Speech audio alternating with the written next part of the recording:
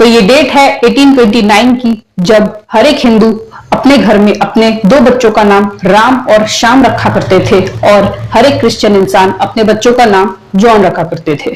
तो इसी में पला बड़ा हुआ एक नादान परिंदा जिसका नाम आखिरकार जॉन ही था, क्योंकि वो क्रिश्चियन था। तो उसी ने अपने आप को साइंटिस्ट बन के एक चीज बना के बताया, और उसके बाद से लोगों ने अपना नाम चेंज वगैरह करना स्टार्ट भी कर दिया। अब जॉन वॉन रखना अब ज्यादा लोगों के लिए उतना पॉसिबल नहीं रहा। तो चलो बात करते हैं हमारे उस साइंटिस्ट की जिसने 1829 में हमको एक प्यारा सा थ्योरी दिया। Welcome guys, welcome to my channel. In this video, I will be talking to you about our new chapter that is periodic table. इस चैप्टर में तो पहले आप डेट लिखिए है ना, तो डेट डालिए 1829, ठीक है। और जॉन तुम ध्यान देना मेरी, मैं जो पढ़ा रही हूँ, ठीक है ना, बहुत शरारती हो, ठीक है। तो हेडिंग डालो हमारे प्यारे से जॉन डोबरिनर ने, और इसके बाद से कोई अपना नाम जॉन नहीं रखेगा, ठीक है ना। तो जॉन डोबरिनर ने क्या किया, एक थियरी दिया, और ध्यान रखना इसके नाम में एक वो है, क्या है, इसका नाम जोहन है। इसको अपना नाम चेंज करना पड़ा क्योंकि तुम जैसे लोग जॉन बन के सबका दिमाग खराब करते हो, ठीक है ना। तो चलो स्टार्ट करते हैं इसको। तो ध्यान देना, जॉन डोबरिनर ने क्या बताया कि तुमको ये एक टॉपिक इंट्रोड्यूस करो बच्चों के लिए, तुम जैसे बच्चों के लिए, for neat and JEE preparation वाले स्टूडेंट्स के लिए। और तुमको इस चैप्टर में सिर्फ एक ही टॉपिक पढ़नी है, वो क्या है, एटॉमिक मास निकालना। क्या निकालना, एटॉमिक मास निकालना। तो आपको क्या करना है, यहाँ पे मैं एटॉमिक मास निकालना सिखाऊंगी। और एटॉमिक मास निकालने के लिए आपको क्या करना पड़ेगा, सिर्फ मैथ्स की ज़रूरत है। किसकी ज़रूरत है, छोटी सी मैथ्स की ज़रूरत है, और उस मैथ्स का नाम है एवरेज निकालना। अब एवरेज तो निकालना आता ही है ना तुमको, केमिस्ट्री में आ गए हो, बट एवरेज तो निकालना आता ही होगा। अब ये मत बोलना कि तुमको नहीं निकालना आता, खैर छोड़ो। तो ध्यान देना, मैं आपको बताती हूँ फिर एवरेज कैसे निकालते हैं, क्योंकि तुमको तो वो भी नहीं आता होगा। ये थे जॉन। जॉन की जो मम्मी थी वो क्या थी, गोरी थी, और जॉन के जो पापा थे वो क्या थे, काले थे। अब आप मुझे बात बताओ, तो जॉन कैसा होगा, जॉन सांवला होगा। क्यों, आपने कैसे निकाला, आपने दोनों को मिक्स किया। दोनों कलर को जब आप मिक्स करोगे तो आपको क्या मिलेगा, एक मिक्स्ड हेरिटेंस, जो क्या होगा, एक सांवला रंग होगा। तो इससे आपको क्या पता चलता है, आपने एवरेज कैसे निकाला, दोनों को ऐड करके। आपको क्या करना है, ये है जॉन, आपने क्या किया, जॉन को कैसे निकाला, आपने जॉन की मम्मी को और जॉन के डैड के कलर को आपने क्या किया, ऐड किया। और आपको सिर्फ जॉन का निकालना है, तो इसलिए आपने जितने भी क्रिएचर्स को ऐड किया उसको काउंट करके उस नंबर को नीचे लिखना है, ठीक है ना। समझ गए ना, इस तरह से एवरेज निकालते। अगर आपको नहीं पता तो बता दिया मैंने, खैर चलो आगे बढ़ो। अब क्या बताया उसने एटॉमिक मास में, उसने बताया every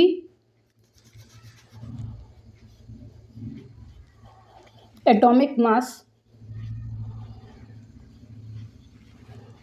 of the middle element, एक काम करो, atomic mass of middle element लिखो। एवरी, क्योंकि उस टाइम पे सारे अभी तक डिस्कवर नहीं हुए थे, ठीक है ना। तो atomic mass of the middle element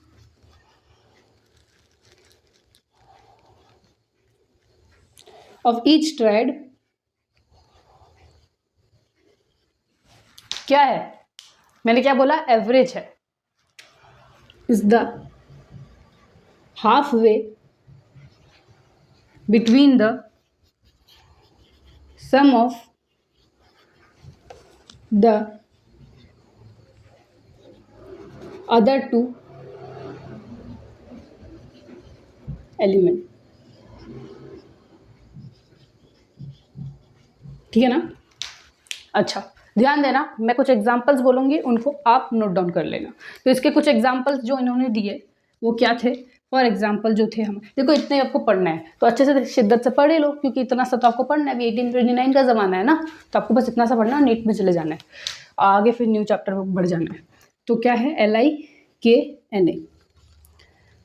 अगर मैं इन तीनों का एटॉमिक मास में से अगर K को फाइंड करूँ तो कैसे करूँगी, पहले मुझे Li का क्या पता होना चाहिए, एटॉमिक मास पता होना चाहिए। Li का क्या है 7, सोडियम का क्या है 40। तो आपको कैसे निकालना है K की वैल्यू, कैसे निकालोगे, देखो के की वैल्यू निकालने के लिए आपको क्या करना पड़ेगा, आपको ये पता होना चाहिए, आपको क्या क्या चीज़ें पता होनी चाहिए। आपको लिथियम का एटॉमिक मास पता होना चाहिए, जो क्या है हमारा 7। Na का क्या होगा 39। अगर आप इन दोनों को क्या करोगे, 40 भी हो सकता है, ऐड करोगे 7 + 39, ये तो इजी के लिए मतलब उसके आसपास होगा, इसकी वैल्यू उसके क्लोज होगा, ठीक है ना। तो इजी करने के लिए हमने ऑड ऑड नंबर्स लिए, सो दैट इसको ऐड करने के बाद हमको एक इवन नंबर में आंसर मिले, मतलब 2 से डिवाइड हो पाए, पॉइंट में ना आए आंसर, है ना। तो अगर आप इसको करोगे 9 + 7 कितना होता है 16, 46 डिवाइड बाई 2 दैट इज 23। इस तरह से आपको क्या करने के लिए बोला, जॉन ने डोबरेना निकालने के लिए बोला, और इसके साथ हमारा चैप्टर होता है खत्म।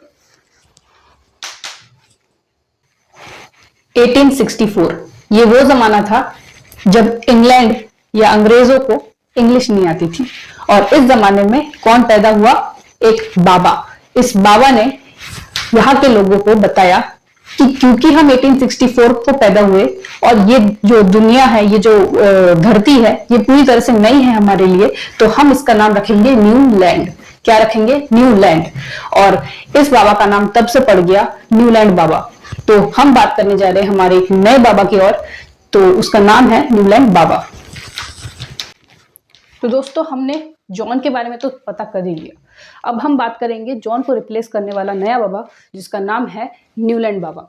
तो हेडिंग लगाइए, न्यूलैंड ऑक्टेव। देखो नाम से पता चल रहा है ऑक्टेव है, ऑक्टेव मतलब ऑक्टागन, ऑक्टागन मतलब 8 number.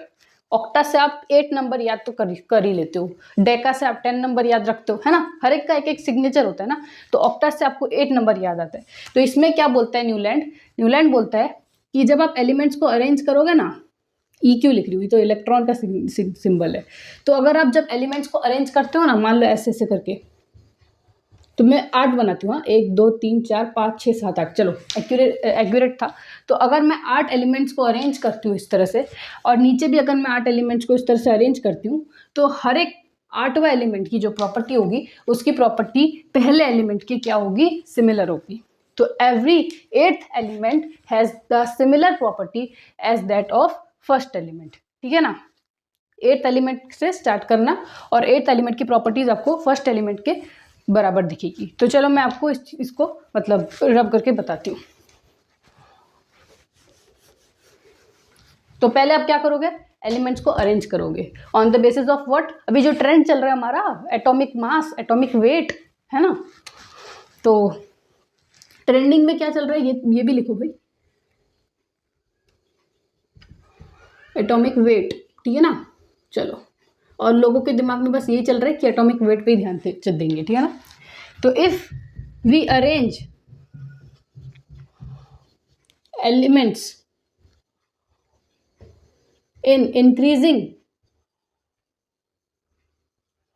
order of their atomic weight,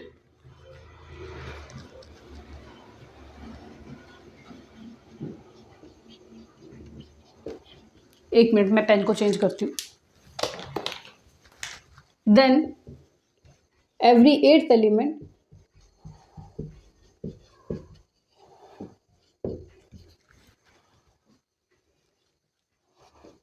has similar properties,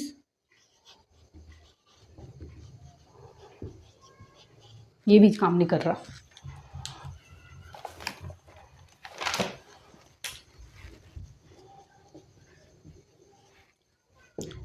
to that of first element, ठीक है ना। मतलब हर एक 8वां एलिमेंट की प्रॉपर्टी जो होगी फर्स्ट एलिमेंट के बराबर होगी। तो आपके सिलेबस में जॉन और न्यूटन बाबा, हमारे न्यूटन नहीं, न्यूलैंड बाबा, हमारे न्यूलैंड बाबा और जॉन की पढ़ाई कर लो बस, फिर चले जाओ नेक्स्ट चैप्टर की ओर।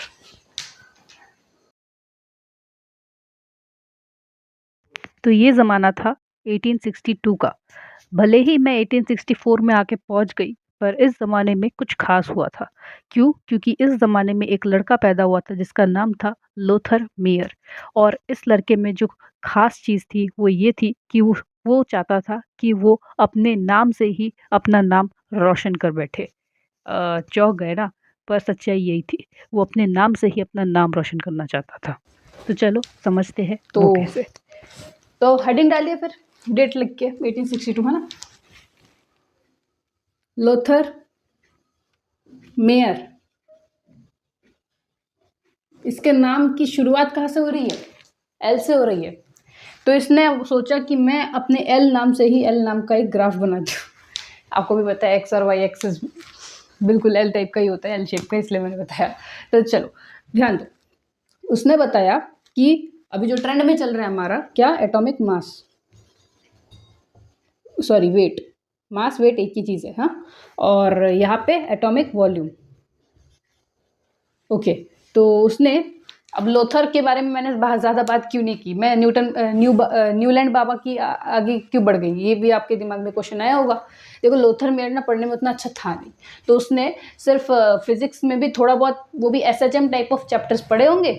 क्या होता है एसएचएम चैप्टर, उसमें वो होता है ना एक graph type of harmonic motion, ऐसे ऐसे करके एज अ ग्राफ मोशन होता है ना, तो उसने बस उतना पढ़ा। टीचर ने जब स्टार्टिंग में इंट्रोडक्शन दिया था बस उतना पढ़ा, तो आगे जाके सो गया वो, ठीक है।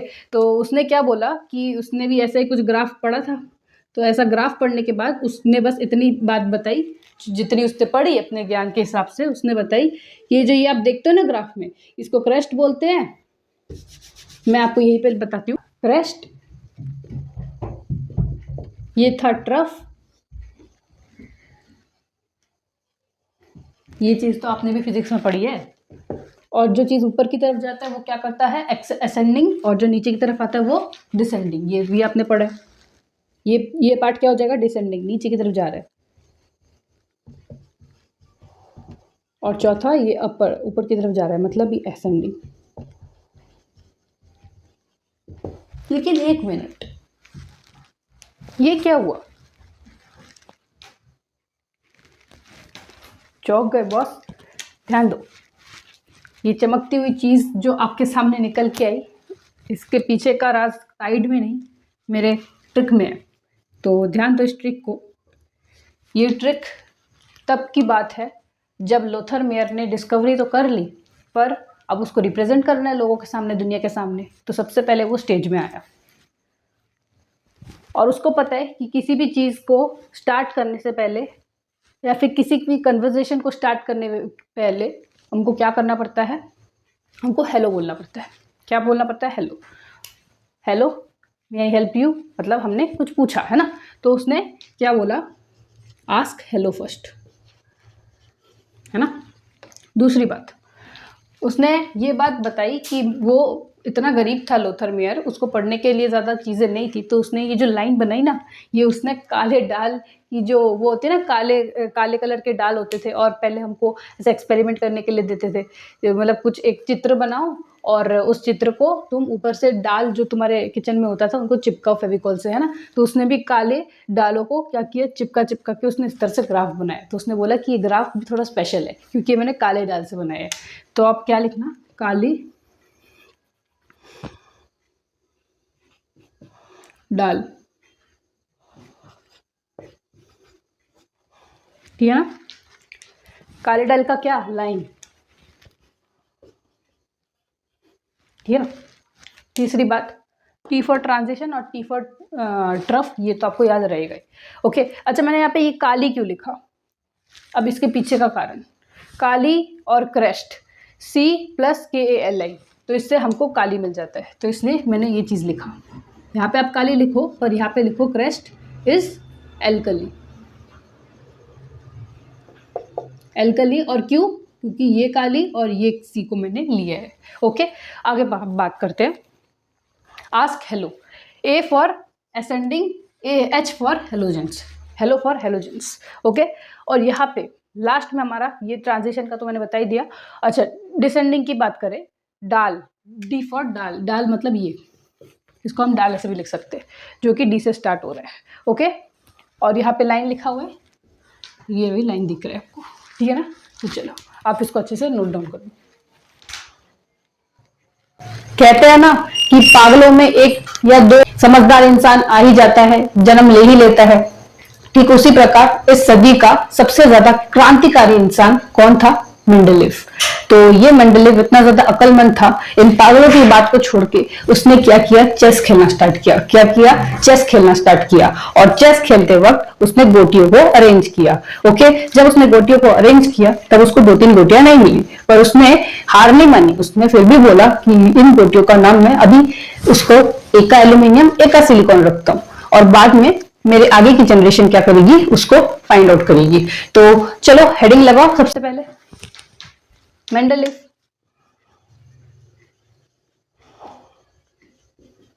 Periodic table.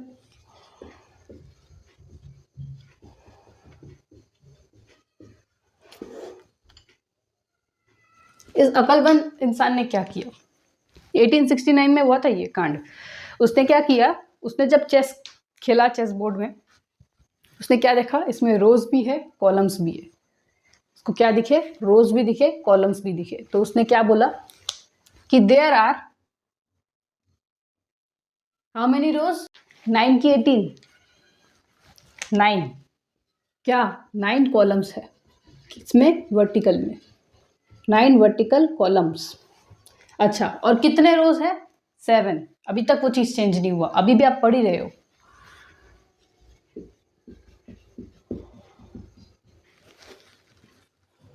इससे आपको क्या पता चलता है कि जिस तरह से उसने चेस की गोटियों को खेला है ना, तो उसमें ये जो चीजें है ना, ये वाली पार्ट, ये जो चीज मैंने पढ़ी ना चेस बोर्ड में, जिसमें राजा रानी चोर सिपाही इन सबको अरेंज किया जाता है। चलो मैंने आपको इस तरह से स्प्रिंग के फॉर्म में बताया, चलो ऐसे बता देती हूँ मैं। ये जो इस तरह से अरेंजमेंट जो बोलते हैं ना, इस तरह से एलिमेंट के अरेंजमेंट, ये तो मैंने ऐसे ही एरो से बताया आपको। इस तरह से एलिमेंट का अगर आप अरेंज करोगे तो इसको क्या बोलेंगे हम? इसको हम बोलेंगे रोज। और ये कितने हैं? 7। और अगर आप इस तरह से अरेंज करोगे तो ये इनको क्या बोलते हैं हम? इनको बोलते हैं कॉलम्स। और ये कितने हैं? ये है 9। ओके, ध्यान रखना। तो ये चीज़ मेंडेलीव ने बोली, और इस चीज़ को लिखो। फिर मैं आपको बताती हूँ, इसकी एक प्रॉपर्टी भी थी जो इसने बताया और बहुत बार आता भी है। पहले तो आप ये भी चीज़ लिखो कि उसने ऐसी क्या चीज़ थी जो बोल के अपने आप को अक्लमंद प्रूव करवाया है ना। उसकी प्रॉपर्टी बहुत ज़्यादा इंपॉर्टेंट है और ये भी इंपॉर्टेंट है। तो पहले ये समझो कि इसने ऐसा क्यों बोला कि ही लेफ्ट सम स्पेस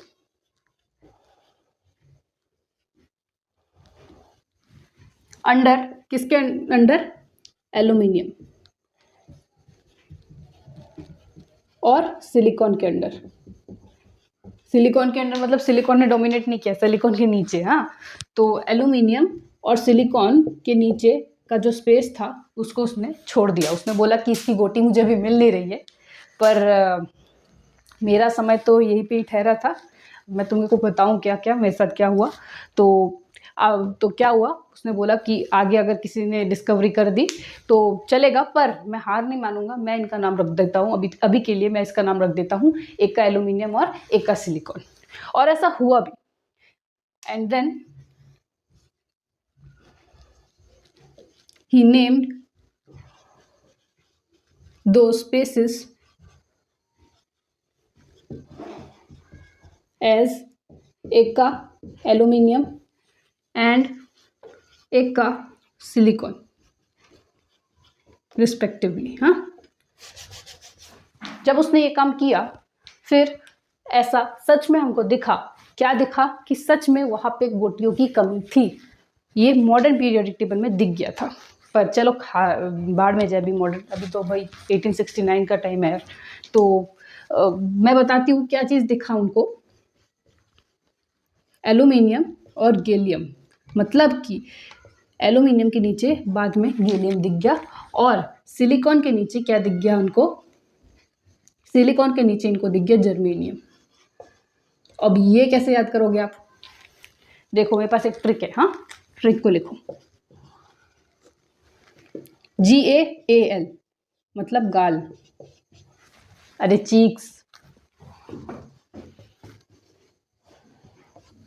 दूसरा है जर्सी, क्या बोला मैंने, जर्सी, MS धोनी का 7 नंबर वाला जर्सी, तो वही हो गया ना हमारा। तो ये था हमारा मेंडलीफ का मॉडर्न पीरियोडिक टेबल की पूरी ओवरव्यू। पर क्यों वो फेमस हुआ था, किस वजह से फेमस हुआ था, वो उसकी एक प्रॉपर्टी है, ठीक है ना। तो पहले आप इसको लिखो, फिर मैं इसको रब करके प्रॉपर्टी बताती हूँ, क्योंकि यहाँ पे भी लिखने का स्पेस नहीं है। तो इसकी प्रॉपर्टी क्या थी,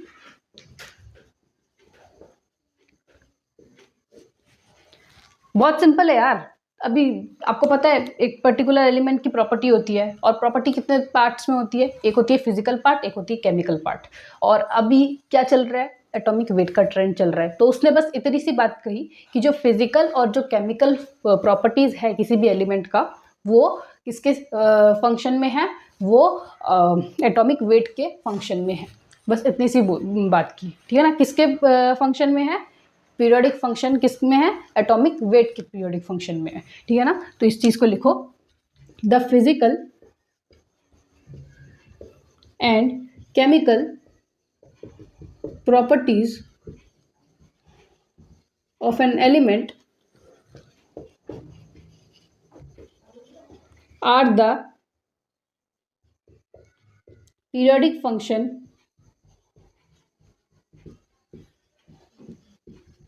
of their atomic weight। ओके, ये बात यहीं तक खत्म हो जाती है, और इसी के साथ हमारा पूरा का पूरा ओल्डर टाइम्स खत्म होता है। बात करेंगे modern periodic table next video में।